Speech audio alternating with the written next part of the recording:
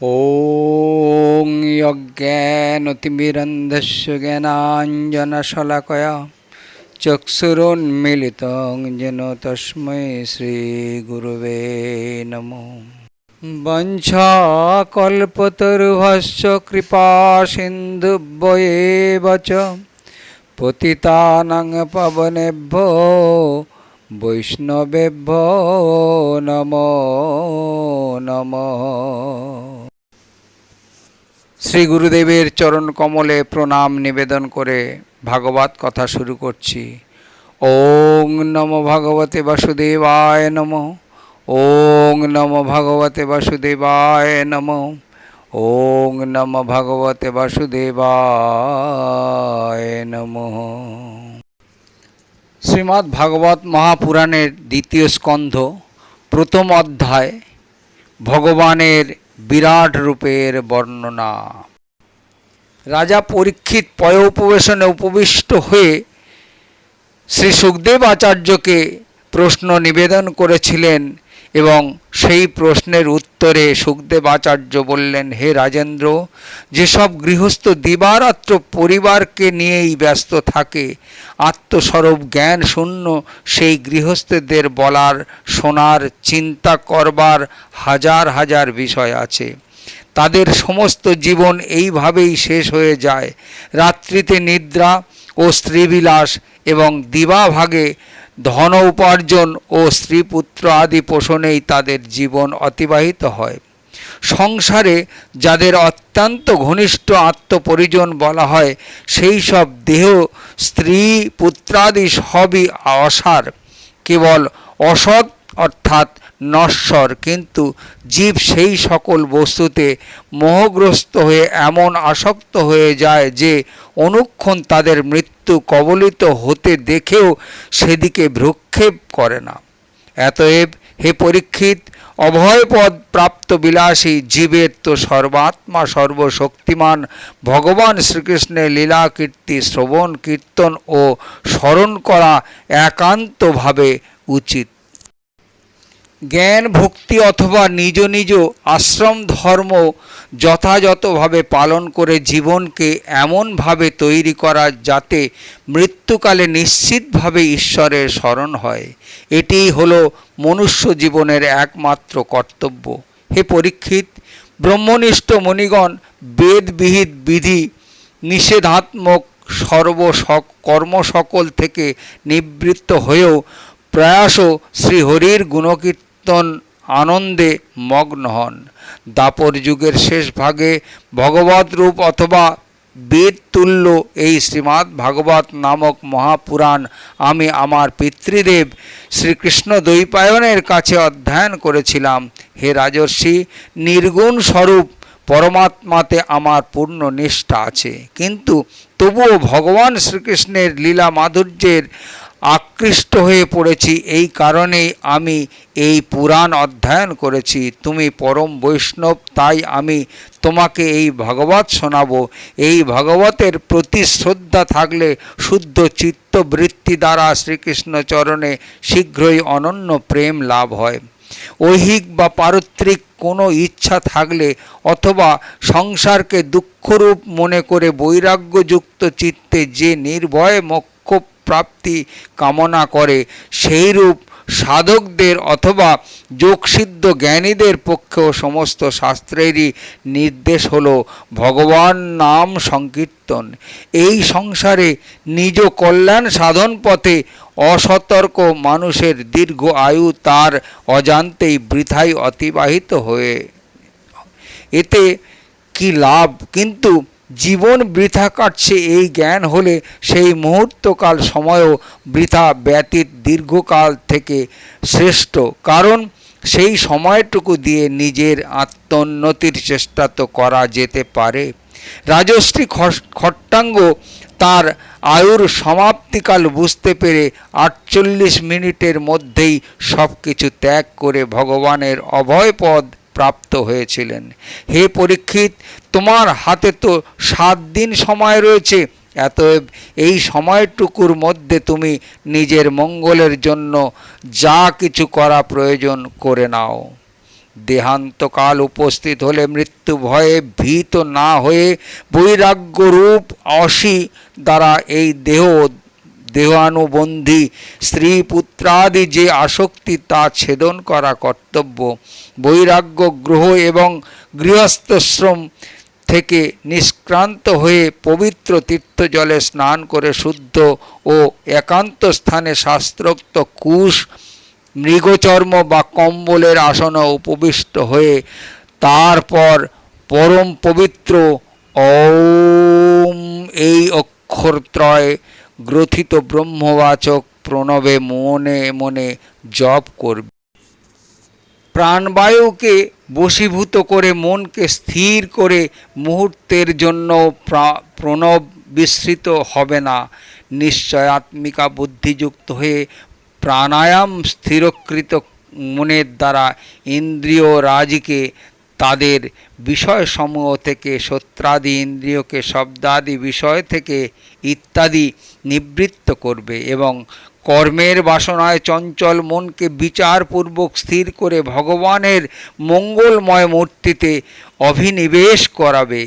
স্থির চিত্তে ভগবানের শ্রী বিগ্রহের কোনো এক অঙ্গ ধ্যান করবে। এইভাবে এক একটি অঙ্গের ধ্যান করতে করতে বিষয় সম্বন্ধহীন মনকে পূর্ণভাবে ভগবানের শ্রীরূপে এমনভাবে লীন করে দেবে যাতে বিষয় আদির লেশমাত্র চিন্তাও মনে না আসে।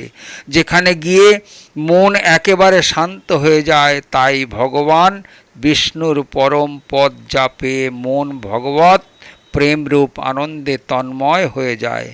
ভগবানের ধ্যানের সময় মন যদি রজগুণে চঞ্চল বা তমগুণের দ্বারা বিমূঢ় হয়ে যায়, তাহলেও নিরুৎসাহ না হয়ে যোগ ধারণা দ্বারা সেই মনকে বশে আনা দরকার। কারণ যোগ ধারণা রজ ও তমগুণ কৃত রাগাদি মূল সম বিনাশ করে থাকে। যস্যং সন্ধ্যার্যমানায়াং যোগিন ভক্তিলক্ষ্যণাং আশু সম্পদাতে যোগয়াশ্রয়ং ভদ্রমীক্ষতঃ। ধারণা সম্যগ্রূপে অনুষ্ঠিত হয়ে স্থির হলে যোগী যখন নিজের পরম মঙ্গলময় আশ্রয় ভগবানকে দর্শন করে তখনই ভক্তিযোগের প্রকাশ হয়। পরীক্ষিত প্রশ্ন করলেন, হে ব্রাহ্মণ, কোন সাধনের দ্বারা কোন বস্তুতে কি প্রকার ধারণার অভ্যাস করা যায় এবং স্বীকৃত স্বরূপী বা কি, যার দ্বারা শীঘ্রই মনের ময়লা ধুয়ে যায়? শ্রী সুখদেব বললেন, হে রাজা পরীক্ষিত, আসনভ্যাস প্রাণায়াম দ্বারা প্রাণবায়ুর জয় ও বিষয় আসক্তি পরিত্যাগ করে নিশ্চয়াত্মিকা বুদ্ধির দ্বারা মনকে প্রথমে ভগবানের স্থূল রূপে নিবিষ্ট করতে হয়। ভগবানের এই স্থূল দেহ সমগ্র বিশ্ব পূর্বেও যা কিছু ছিল, বর্তমানে রয়েছে অথবা ভবিষ্যতে হবে, সব কিছু যে রূপের মধ্যে দৃশ্য, সেই রূপই ভগবানের স্থূল থেকে স্থূলতর বিরাট দেহ। জল, অগ্নি, বায়ু, আকাশ, অহংকার, মহত্তত্ত্ব এবং প্রকৃতি, এই সাতটি আবরণে এই ব্রহ্মাণ্ড কোষরূপ শরীর আবৃত আছে।